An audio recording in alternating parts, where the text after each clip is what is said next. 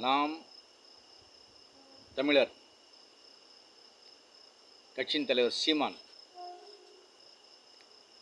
தம்பி அண்ணாமலை, நீங்கள் 2 பேரும் இந்தியாவில் உள்ள வேலை இல்லாதவங்க,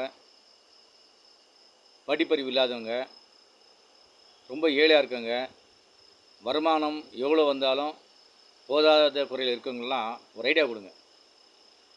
என்ன ஐடியானா, இப்போ நீங்கள் எப்படி ஓசி சோறு சாப்பிட்றீங்க?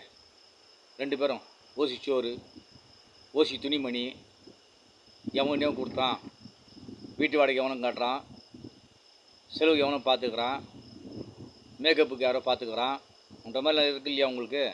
அதே மாதிரி இந்தியாவில் ஆளுங்களுக்கு ஒரு சும்மா சர்ப்ரைஸாக நல்லா இருக்கட்டும் எல்லாமே இல்லையா? ஐடியா கொடுங்க.